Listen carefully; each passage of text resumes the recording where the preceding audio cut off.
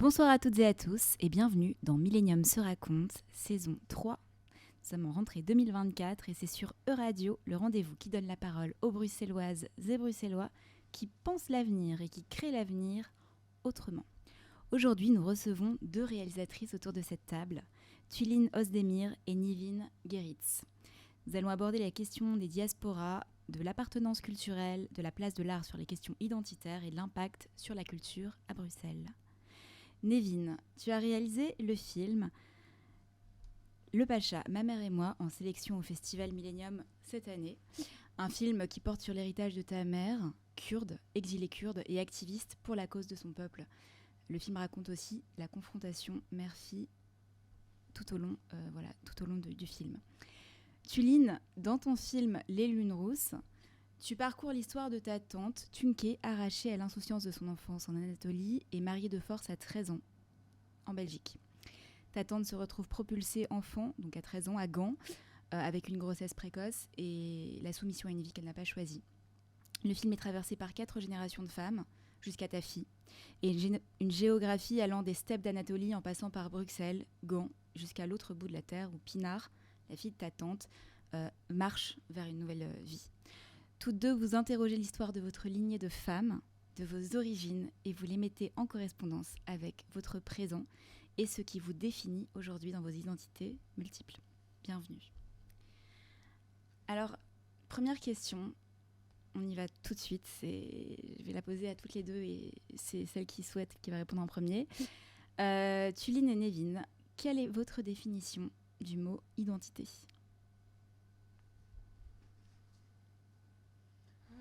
Tuline, je te laisse répondre d'abord et puis je réfléchis encore un peu parce que c'est quand même assez complexe. C'est un mot très simple, mais...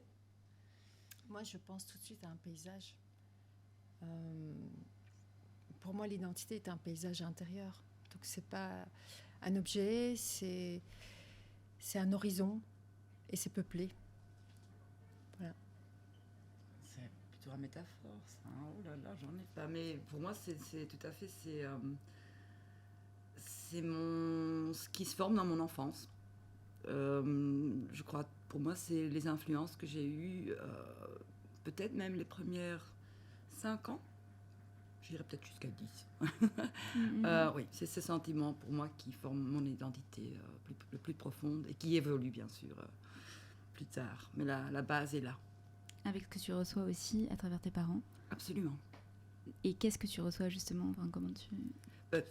Quelle est la transmission ? Par quoi ça se manifeste ? Déjà les langues. Ça rentre avec les langues. Pour moi, c'était le néerlandais et le français. Et les leçons kurdes, mercredi après-midi, entre 2 et 6 à la table de la cuisine. La danse aussi ? La danse, absolument. La danse folklorique kurde, tous les mercredis et samedis. Donc voilà, c'est beaucoup. Ça fait... c'est une richesse, mais ça peut aussi un peu être complexe. Ouais. Justement, en parlant d'héritage et de géographie, est-ce que tu peux nous rappeler où se situe le Kurdistan et quelle est l'histoire de ta mère ? Donc ta mère dont le père est issu aussi d'une famille particulière au Kurdistan, est-ce que tu peux nous en parler ? Oui, donc il y a le Kurdistan, qui n'est pas un vrai pays, mais qui est un territoire, le territoire plus grand, avec la population la plus grande de son pays. Donc il y a 40 millions, maintenant il y en a déjà plus de Kurdes à travers le monde. Et il se situe vraiment entre le croisement de la Turquie, Syrie, Iran, Irak. Avant, c'était l'Empire ottoman. Il n'y avait pas encore le Moyen-Orient comme on le connaît. Et il y a mon grand-père qui habitait en la Turquie de maintenant, donc récent, mais avant c'était donc l'Empire ottoman. Et il était de l'aristocratie, donc il habitait dans un palais avec tous ses neveux et cousines. Et puis il y avait la Première Guerre mondiale. Je vais tenir court la leçon d'histoire, mais il y avait la Première Guerre mondiale et ils ont perdu, les Ottomans ont perdu. Mais c'est là en fait qu'ils ont commencé à parler avec les Anglais, les Français, etc., pour faire des deals. Mon français n'est pas parfait, mais parfois j'utilise des mots anglais pour m'aider. Et c'est depuis lors qu'ils ont en fait mis les frontières du Moyen-Orient actuel. Et c'est depuis lors, ça fait il y a 100 ans, que c'est réparti. Donc les Kurdes ont été vraiment mis en quatre, ils ont été déchirés en fait en quatre pièces. Voilà. Et de ton côté, Tuline, est-ce que tu peux nous rappeler où se situe l'Anatolie, donc qui est la terre de ta tante, qui est le personnage principal de ton film, et nous rappeler aussi le chemin que ta tante a parcouru? Ma tante, donc est la petite sœur de ma mère. Il y a 7 frères entre les 2 sœurs, et elle est née, elle a grandi dans un village de l'Anatolie centrale, dans la région de Konya. En fait, c'est vraiment c'est l'Anatolie centrale ouest, pas loin d'Ankara, en tout cas, entre Ankara et Konya. C'est vraiment les steppes, quoi. C'est l'Anatolie aride. Donc elle est née là, dans ce village perdu, en fait, au fin fond de l'Anatolie. Et à 9 ans, ma mère, qui était ici, qui nous avait, qui devait travailler, donc a fait venir sa petite sœur. Comment ta mère s'est retrouvée ici en Belgique? Par un mariage. Déjà? Oui.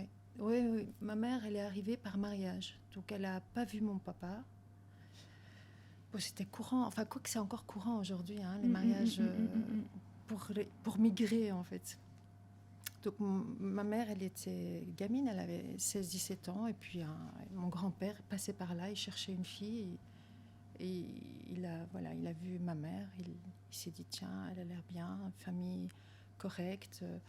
Et donc il y a eu une espèce de fête improvisée. En fait, elle a vu mon père sur une petite photo d'identité, et c'est comme ça qu'elle est arrivée en voiture pendant 3 jours, tout le chemin, c'est 3500-600 kilomètres. Et elle est arrivée à Bruxelles comme ça. Et elle a rencontré mon père en arrivant ici. Et ma tante a été appelée, donc c'était les années 70, fin des années 70 quand ma tante est arrivée. Donc à l'époque, c'était plus facile, je pense, de circuler. Parce que personne n'a rien demandé à propos de cette gamine qui était... Je crois qu'elle est passée pour l'enfant de la famille qui l'amenait. Okay. Donc voilà, elle est arrivée, elle avait 9 ans, elle s'occupait de nous. C'était un peu notre grande sœur, en fait. Et puis à 13 ans, elle a été mariée. Toutes les deux, donc du coup, vous retracez cette lignée de femmes, en tout cas de ta tante, toi, Tuline, et de ta mère, toi, Nevin. Quel a été l'élément déclencheur qui vous a donné la volonté et la nécessité de réaliser chacune ce film sur vos origines? Nevin. Alors ma mère, j'ai oublié de dire là tantôt, en fait, elle n'a jamais habité le Kurdistan, elle est née en Damas, en Syrie. Où mon grand-père, qui était militant kurde, il était un des fondateurs du mouvement kurde moderne, qui a été mis en prison par Atatürk quand la Turquie est créée, etc. Il s'est enfoui en Syrie, et c'est là où ma mère est née. Elle a vraiment été fort influencée par lui, parce qu'elle lui parlait toujours du Kurdistan, et voilà, il était vraiment très très triste et nostalgique, et c'est comme ça qu'elle a grandi. À un certain moment, elle est partie en Afrique rencontrer mon père, qui était missionnaire, flamand, belge. Et puis, ils sont venus à Bruxelles. Mais ça, c'est vite pour raconter aussi un peu mon questionnement envers ma mère, qui est une activiste kurde avec un bureau kurde à Bruxelles et qui a son bulletin mensuel où elle est toujours avec sa tête au Kurdistan. Donc, chez nous, à la maison, c'était le Kurdistan. Et à un certain moment, voilà, j'avais 18 ans, j'ai claqué la porte, je suis partie et j'en avais un peu marre. Comme ton père qui dit que t'es la rebelle de la famille. Oui, absolument. Et puis, quand j'ai eu presque 40 ans, juste avant mes 40 ans, voilà, c'était 2014, il y avait la guerre contre l'IS, l'État islamique, et les Kurdes. Et je les voyais souvent à la télé, ces femmes qui défendaient le pays, le territoire. Et à un certain moment, j'ai senti quand même quelque chose bouger en moi, quoi. Je me dis, mais attends, mais cette langue, je la comprends. Il y a quand même quelque chose que je ressentais. Et voilà, à ce moment-là, je me suis dit, bon, faisons un petit voyage en famille, on verra ce que... Si je vais prendre ma caméra, je verrai bien ce que ça donne. Je vais aller chercher des réponses, pourquoi ma mère est tellement militante. Et c'était le début d'un voyage de film d'environ 8 ans. Oui, ça a duré assez longtemps avant que j'ai trouvé mes réponses. Oui, mais ça, c'était l'élément déclencheur. Pour comprendre ma mère, il fallait que j'aille vraiment creuser et que j'avais une relation très double. Hein. J'avais une sorte de haine et amour envers ce pays, entre guillemets, et aussi avec ma mère. Donc, il fallait vraiment avec ce film, il fallait que je trouve quelques réponses. Ton fils, il est né à la fin de ton processus de film ou au début Non. C'est quelque chose qui aussi qui t'a propulsé vers l'envie d'aller à la rencontre de l'histoire de ta mère ou pas du tout? Non, ça faisait au début, j'étais pas encore maman, c'était vers les 3/4. Donc je crois que j'étais déjà occupée 4-5 ans en train de faire mon film et ça a beaucoup influencé mon film. Absolument. Ouais. Oui, d'ailleurs, tu adresses ton film à ton fils, en fait. Oui, je commence avec une petite conversation envers mon fils, mais puis on voit en fait que j'ai une conversation plus tard, juste 5 minutes après, avec mon père qui dit « Oh, on aimerait tant avoir des petits-enfants ». Donc on sent en fait que le film a vraiment été filmé pendant tant d'années, on sent le déroulement. C'est très beau d'ailleurs ce passage à la fin où on comprend que le prénom que ta mère veut donner à ton fils, c'est le prénom que son propre père voulait donner à ton père en fait. Oui. J'ai Ton découvert père qui s'appelle Pierre. Oui.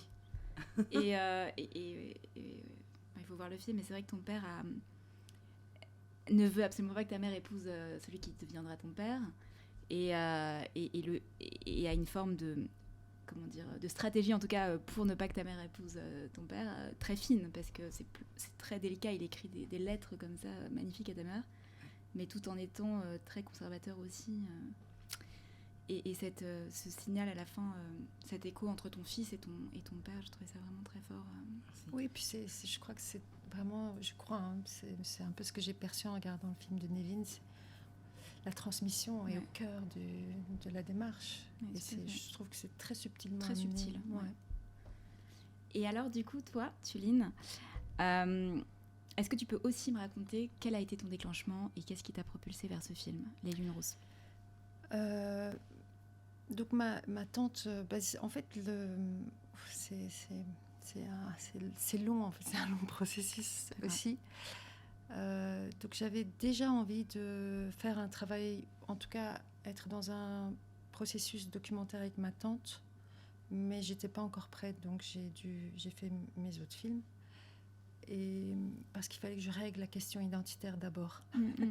Parce qu'en fait, il est question de l'identité de ces femmes, enfin de mon identité, en fait. Et donc, donc en surface, c'est l'histoire du mariage précoce de ma tante qui s'est mariée à 13 ans, mais en fait, le vrai sujet du film, c'est ce mariage précoce qu'on a toutes vécu, en fait. Moi, mes sœurs, mon frère, ma mère, mes cousines, des tantes, puis d'autres femmes. Et puis je me suis rendu compte que c'est quand même un phénomène encore assez répandu dans le monde. Et donc ça m'ouvrait dans ma quête identitaire, après Au-delà de l'Ararat, le premier film, donc ce road movie documentaire où j'allais vers mes origines. En fait, c'est la continuité où je questionnais l'identité féminine, en fait, à travers donc cette histoire très très particulière, très privée, très intime. Donc c'est pour moi une quête identitaire, et parce qu'en fait en racontant l'histoire de ma tante, ça reflétait ce que moi j'avais vécu aussi. Et comment est-ce que ma mère a pu marier, c'est ma mère qui a marié sa petite sœur. Oui, c'est ça. Parce qu'elle avait peur des qu'en dira-t-on, parce qu'elle ne savait pas comment gérer une jolie jeune fille de 13 ans en pleine puberté qui avait plein d'amoureux qui rôdaient autour d'elle, parce qu'on est dans un petit ghetto parmi les Turcs. Parce que voilà, une femme, c'est difficile à gérer, quoi. Parce qu'il y a la question de l'honneur, des traditions. Donc, si je la marie, comme ça, je suis safe. En gros, c'est ça, hein. Je caricature à peine, quoi. Et en fait, c'est ce qui s'est passé pour nous aussi.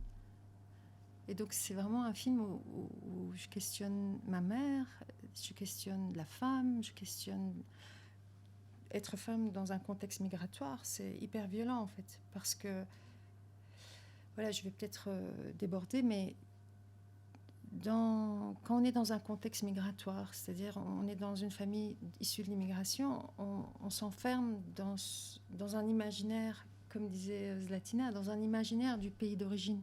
C'est vraiment un enfermement. Et là-dedans, les traditions, c'est hyper important. C'est le cadre, la structure pour la survie. Et les femmes, là-dedans, c'est assez terrible, quoi. Et elles se piègent elles-mêmes. C'est elles-mêmes qui perpétuent des traditions qui les enferment encore plus. Et donc voilà, je me dis, bon, il est temps de parler de ça, de crever l'abcès, de confronter les deux sœurs, parce qu'en fait, moi, ce qui me faisait personnellement souffrir aussi, c'est que ma mère et sa petite sœur ne se parlaient pas, en fait. Il n'y avait pas de communication entre les deux. L'une vivait à Gand, l'autre ici. Ma mère, c'est un peu la matriarche, un peu la chef du clan. La petite, c'est un peu celle que personne, tout le monde s'en fout, l'a rejetée. Et donc, je me suis dit, bon, je vais me mettre au milieu. Et ça a été un long chemin, parce que ma mère, elle pensait que je faisais un film contre elle. Et voilà, ça ne servait à rien de la rassurer. Mais voilà, il fallait que les deux sœurs se retrouvent pour que moi aussi, je trouve ma place, en fait, dans ce clan très féminin, finalement. Et alors, Mévin, justement, ta mère, est comparée dans ton film à un samouraï. C'est-à-dire, c'est un peu elle qui reprend l'héritage de son père. C'est une femme qui se bat. D'ailleurs, c'est aussi ce que signifie le nom du bulletin, qui s'appelle Tekocher, qui signifie quelqu'un qui se bat. Elle, pourtant, elle est moitié kurde, moitié... Tcherkesse. Oui, même pas moitié kurde, hein, c'est ça ce qui est étrange. Donc elle est quart kurde. Sa mère est tcherkesse et sa grand-mère, donc du côté du père, enfin aussi tcherkesse, c'est un... Et c'est quoi tcherkesse, justement ? C'était une population du Caucase, donc c'était une population aussi un peu nomade, qui a été aussi, à la fin de l'Empire ottoman, aussi a été casée dans toute l'Anatolie. Donc voilà. Oui, c'est quelqu'un qui est tellement, qui se sent tellement kurde. Oui, ça se pose un peu la question. Elle a un quart seulement kurde, mais c'est ce qui prend le pas sur tout le reste. Oui. C'est son père, quoi, qui a une place en tout cas dans son combat. Et quand tu demandes à ta mère qui elle choisirait entre sa famille ou son combat pour son peuple, évidemment, il y a un silence. Elle dit que ça la choque. Est-ce que tu peux nous expliquer un peu pourquoi ? Pourquoi ça lui choque ou pourquoi j'ai posé la question ? Pourquoi toi tu poses la question ? C'est une question que je voulais déjà poser depuis longtemps, hein, mais c'est difficile à poser parce que c'est quand même un peu, c'est pas très gentil de ma part non plus. Hein, si tu dois choisir. Mais c'est le cœur de ton film. Je me suis réalisé ça après quelques années qu'il fallait la poser, juste pour savoir. En fait, j'étais presque persuadée qu'elle allait dire, qu'elle allait dire quand même le Kurdistan. Mais elle n'a pas pu répondre parce qu'elle trouvait ça une question très absurde. Et c'est une question aussi assez absurde. Hein, mais il y a quelqu'un dans ma famille qui m'avait dit, Mévin, tu peux demander à chaque Kurde, et certainement à ta maman, elle va aussi répondre la même chose. Chaque Kurde dira la même chose. Si tu dois choisir entre, etc., ta famille ou le Kurdistan libre... et tout le monde choisirait le Kurdistan libre, mais voilà, si ta fille pose la question, c'est très difficile peut-être à être honnête, hein, je ne sais pas. Mais pourquoi je l'ai posée ? Je crois parce que j'avais l'impression que, tu vois, ma mère n'est pas une mère typique, hein, c'est plutôt mon papa qui est papa poule. Si on avait de quoi parler de nos émotions avant, ma sœur et moi, c'était difficile d'atteindre ma mère, et c'était plutôt mon papa qui était le papa poule. Et quelque part, je me suis aussi posé la question, mais qu'est-ce qu'elle aurait dû faire, hein, si cette vocation, si ça lui appelle, c'est comme peut-être une passion pour il y a des gens aussi qui ont une mère passionnée par disons, le cinéma ou le théâtre, une actrice qui n'est jamais à la maison. Qu'est-ce qu'elle doit faire ? Est-ce qu'elle doit ne pas poursuivre sa passion ? Ou ici, dans ce cas, c'est cette lutte. Non, ce qui, en fait, je trouve ça magnifique qu'elle a fait. Mais c'est juste que les moments où on était ensemble, elle n'était pas là. Et c'est ça un peu ce que je lui reproche et ce que j'essaie de lui poser la question, enfin, de lui rendre clair plutôt. Que j'aurais, oui. Je crois que je pose la question pour qu'elle réfléchisse aussi un peu à ce qui s'est passé et comment elle aurait pu agir différemment. Donc peut-être passer un peu plus de moments plein de qualités, qualitatesful. Donc les moments qu'on était ensemble, même si c'était pas souvent, j'aurais vraiment aimé qu'elle soit là et que voilà, on voyait qu'elle était vraiment en fait toujours avec sa tête au Kurdistan. Et c'est ça, en fait, la manque, je crois. Mais bon, j'ai beaucoup compris en faisant le film. Hein, j'ai compris beaucoup de choses, le pourquoi. Il y a aussi la musique qui joue un rôle majeur dans vos films. Et notamment dans ton film, Tuline, où il y a la fille de ta tante, donc du personnage principal, qui chante. Alors, je ne sais pas si elle est chanteuse professionnelle, mais en tout cas, elle en a tout l'air. Elle chante, elle compose, je crois, c'est ses propres chansons. Oui, elle a du talent, ouais. C'est très beau d'ailleurs les passages musicaux qui enveloppent comme ça tout le film. Quel est le rôle pour toi aussi, donc la chanson pour la fille de ta tante, c'est son médium, toi c'est le cinéma. Quel est le rôle pour toi de la création artistique dans la transmission et dans la recherche aussi identitaire? C'est la dissidence, c'est l'insoumission, c'est aussi, pour moi, je m'en suis rendu compte en cours de chemin. Hein. Par exemple, ma fille, elle c'est la photo, elle adore ça. Bon, c'est pas son métier, mais elle adore ça. Ma cousine Pounage, elle chante, mais elle en a pas fait son métier. En fait, pour moi, la création, la musique, c'est vraiment une question de survie, en tout cas, pour moi, parce que je viens d'une famille où il n'y a pas d'artistes, en fait. En fait, si, il y a des artistes, mais qui n'osent pas s'exprimer, qui ne s'expriment pas, parce qu'il faut travailler, parce qu'il faut arriver quelque part, parce qu'il faut réussir, parce que... Moi, j'ai grandi avec ces injonctions.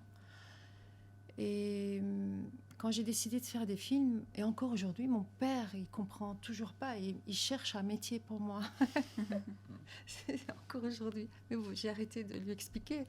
Mais il pense que c'est un hobby, en fait, que je fais ça par loisir, alors que j'ai pas du tout les moyens d'avoir un loisir cinéma, quoi.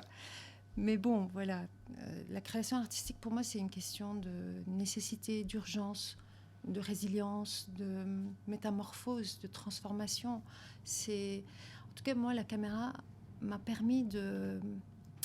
C'est un peu étrange de dire ça comme ça, mais avec le recul, je me rends compte que c'est grâce à la caméra que j'ai réussi à dialoguer avec cette famille, en fait, avec cette communauté. C'est la caméra qui a provoqué la parole, soudain, un lien. Parce que, en fait, moi, je me suis toujours un peu sentie, pas par choix, mais un peu rejetée du clan. Un peu la marginale, un peu celle qui ne fait pas comme tout le monde, celle qui n'a pas réussi, celle qui a divorcé, celle qui a fui, parce que j'ai aussi eu ma période fugue. Donc celle qui ne rentre pas dans une case, et celle qu'on ne veut pas entendre, qu'on ne veut pas écouter, qu'on ne veut pas voir, celle qui ne doit surtout pas servir de modèle pour les autres filles. Donc c'était très compliqué pour moi de... Et j'avais besoin de ma famille, j'avais envie de leur amour, j'acceptais pas ce rejet en fait. Et donc la caméra, réaliser un film, mais c'est tout le processus du film en fait, c'est pas juste le montage à la fin. C'est comme j'entends 8 ans par exemple pour le film de Nevin, moi je peux comprendre ça, parce que il faut un processus où le film te travaille complètement. C'est très douloureux en fait de filmer sa famille, en tout cas pour moi. Et ça m'a permis un dialogue. Donc là, j'imagine que chanter, c'est ça aussi. Faire des photos, faire des images, faire des sons. C'est crucial, je trouve, la création. Pour moi, c'est vraiment de l'urgence, quoi. De la question de survie, en tout cas. Et toutes les deux, vous avez donc des origines turques, kurdes et arméniennes aussi, peut-être pour toi Je sais pas, je pense pas, mais voilà, les archives turques sont très difficiles d'accès. Et vous avez atterri en Belgique. Et comment vous vivez Bruxelles? Comment Bruxelles aussi, puisque c'est aussi un lieu dans vos films. Quelle place a pour vous cette ville, Bruxelles? Mais je suis plutôt dans un... J'étais j'ai grandi dans le banlieue de Bruxelles, mais on allait toujours à Bruxelles à l'école. Donc, on sortait du banlieue et puis on rentrait à Bruxelles pour aller à l'école. Et ce qui est étrange, c'est qu'avant, je parle maintenant d'il y a 30 ans, il n'y avait pas d'origine mixte dans ma classe. Il n'y avait pas d'autres d'origine. Il y avait un garçon qui venait, qui avait la peau basanée, et on le connaissait tous. Donc, moi, j'avais juste des Sophie, des Anne, des Petra, c'était en néerlandais que j'allais à l'école. Donc, pour moi, mon nom, Nevin. Qui signifie Nouvel amour. J'aimais pas trop, quoi. Donc, pour moi, voilà, je voulais aussi je voulais avoir Sophie comme nom ou Anne comme les autres. Et ma sœur, Chirine, aussi dans la même école, voilà, elle voulait être Christine, par exemple. Donc, Bruxelles, pour nous, c'était quand même assez blanc, en comparaison avec maintenant.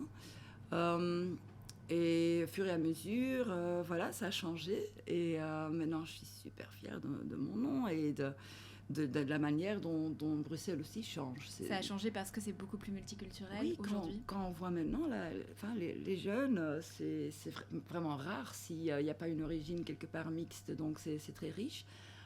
Aussi dans les rues, moi je vais souvent en campagne, en vacances, en France, en pleine campagne. Quand je rentre à Schaerbeek, parce que je suis de Schaerbeek, et ça me fait du bien ah oui, encore un italien, j'entends un peu voilà, du russe, un peu de turc. Je me sens un peu plus à la maison chez moi quand je suis à Bruxelles, oui. Pour revenir à ta mère, du coup, Nevin, et son bulletin justement qui s'appelle Tekocher, qui signifie en kurde quelqu'un qui se bat. Est-ce que pour vous, est-ce qu'il faut se battre ou est-ce qu'il faut se rendre pour transmettre sa culture? Est-ce qu'il faut laisser infuser cette culture en soi ou est-ce qu'il faut à tout prix la faire sortir et donc en tout cas se battre pour qu'elle survive en quelque sorte? Est-ce qu'il faut se battre pour sa survie ou est-ce qu'il faut se rendre? Voilà, c'est ma question. Pour la culture... Pour la transmission auprès des générations futures. Bon, moi, je le sens plus comme un combat. Maintenant, je crois que voilà, chacun a son expérience, mais déjà rien que l'identité, se construire une identité, c'est un combat. C'est un combat dans le sens où on est enveloppé de toutes sortes de conditionnements, de cultures, d'imaginaires. Par exemple, mes parents, moi jusqu'à mon adolescence, je pensais que mon pays c'était la Turquie. Alors que je suis née ici, j'ai grandi ici. Mais Bruxelles, c'est mon chez-moi, mais je le chéris. Et quelle chance dingue de pouvoir regarder le monde en cinéma à partir d'ici, du cœur de l'Europe. On peut questionner le monde entier.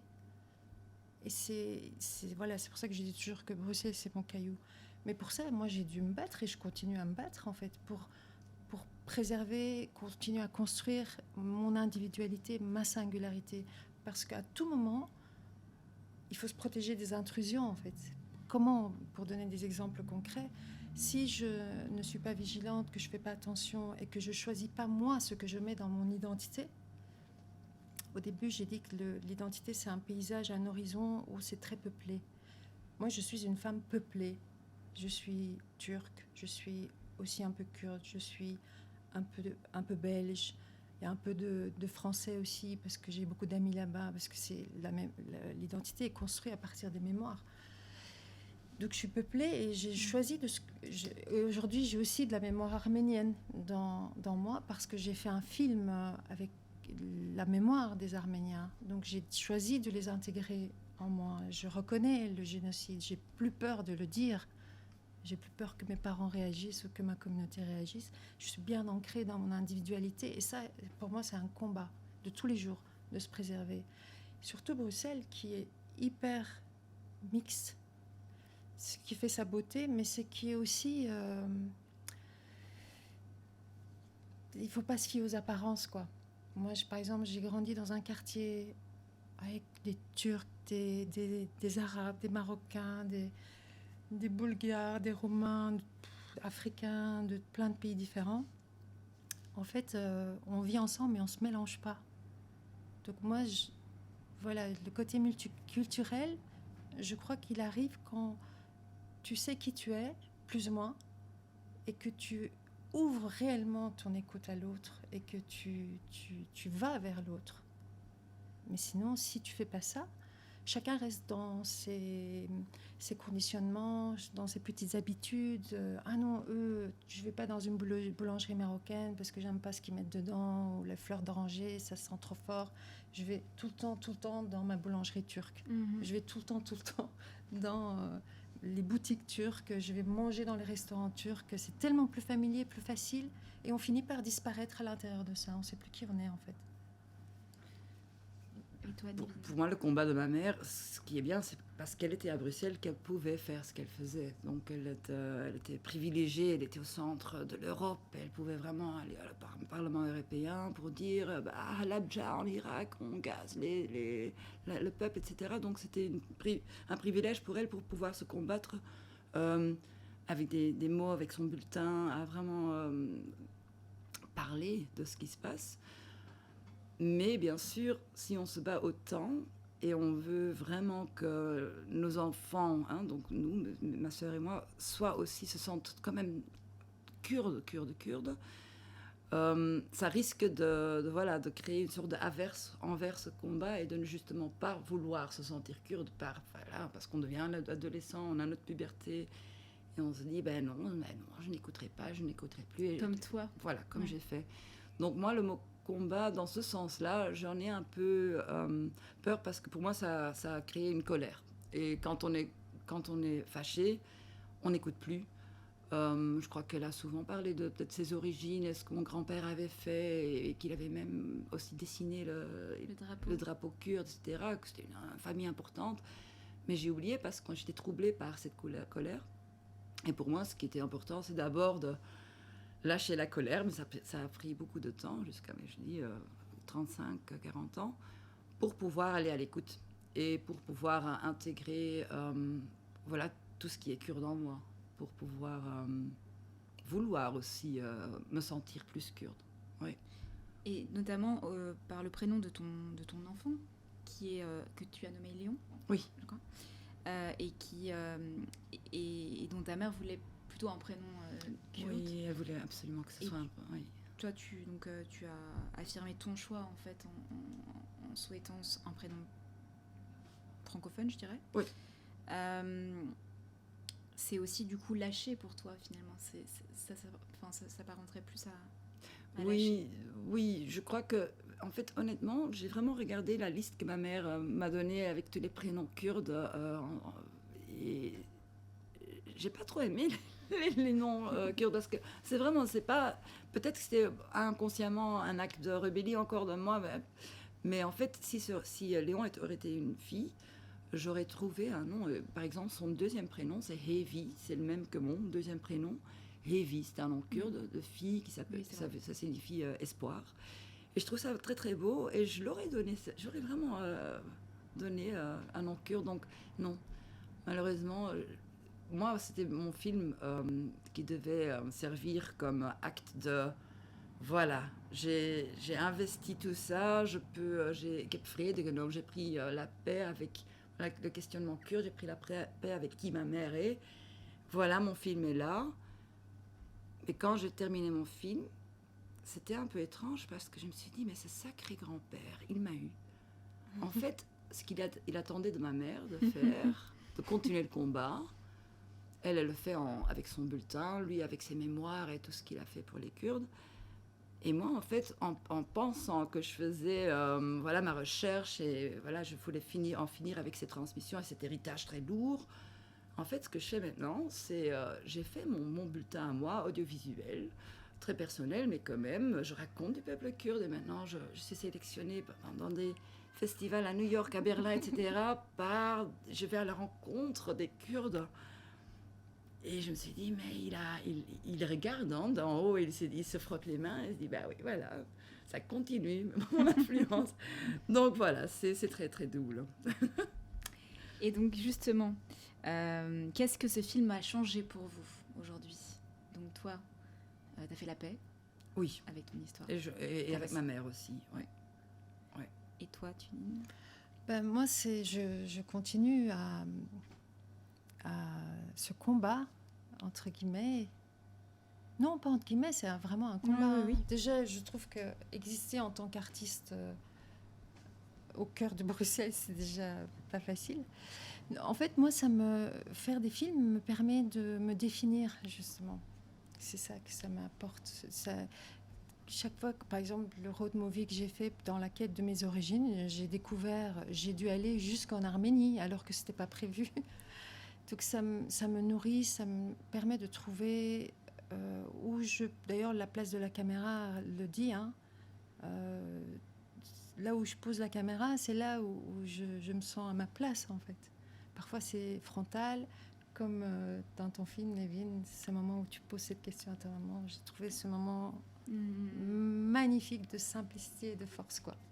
Où c'est très direct comme ça, parce que c'est comme ça, c'est là où ça se passe. Parfois, je trouve pas ma place, la caméra, c'est mal cadré et tout ça. Et ça me permet d'abord de me relier à ma famille, à mon père, à ma mère, à tout cet environnement que je questionne, où je cherche une place. En dehors de la famille, ça me permet de questionner le monde. Ça me permet d'être qui je suis, en fait. C'est vraiment une quête identitaire pour moi, faire un film. Par exemple, le film que j'ai fait avec ma tante, ça m'a permis de réintégrer ma tante à l'intérieur du clan des femmes, parce qu'elle était rejetée. Mais en même temps, ça m'a permis à moi de travailler mon rejet, mon sentiment de rejet aussi. Je ne dis pas qu'un film, c'est une thérapie. On me dit souvent ça, est-ce que pour toi, c'est une thérapie ? Toute œuvre d'art est une thérapie. Mais un film, ça ne peut pas être qu'une thérapie, en fait. Parce que quand on fait un film, on raconte une histoire, on manipule des techniques, on manipule des outils, et il y a un spectateur qui est là, en fait. Et ce spectateur, c'est quelqu'un qu'on ne connaît pas, mais qui est tout le temps présent. Donc c'est au-delà de la thérapie, c'est une forme de sublimation de la situation, en fait. On prend l'ordinaire, en tout cas dans mon cas, on le rend extraordinaire. Ça permet aussi de se dépasser, de ne plus avoir peur, de parler, en tout cas. Est-ce que c'est quelque chose que tu vas continuer ? Quels sont tes futurs projets pour la suite ? Est-ce que... voilà. Quels sont-ils ? Oui, je pense que je continue. C'est devenu une manière de vivre. Hein. On finit par... même quand on écrit en images, en son, c'est déjà des films, en fait. Le film, c'est pas que le moment de tournage, c'est surtout avant.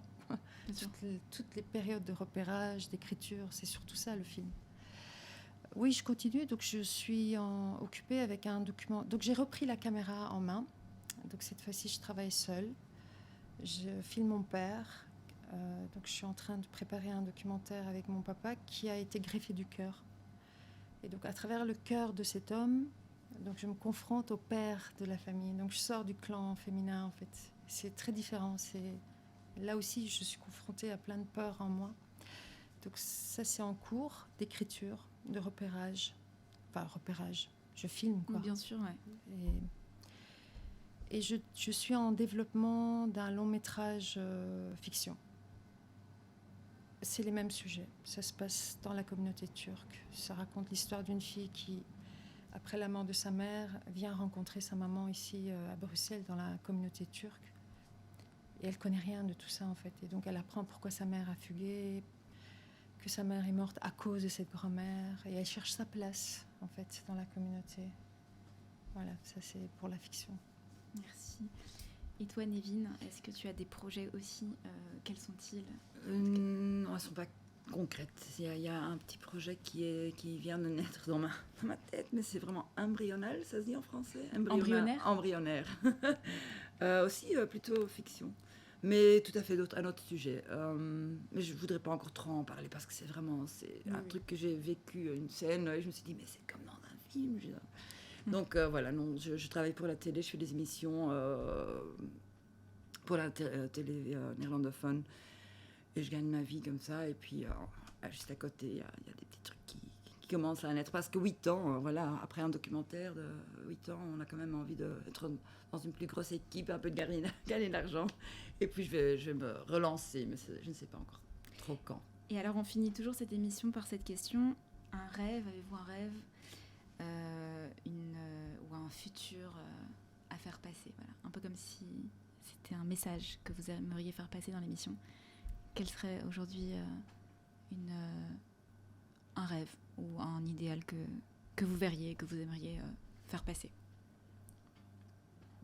Dans la vie en général? Dans la vie, ouais. Ok. Vers le futur.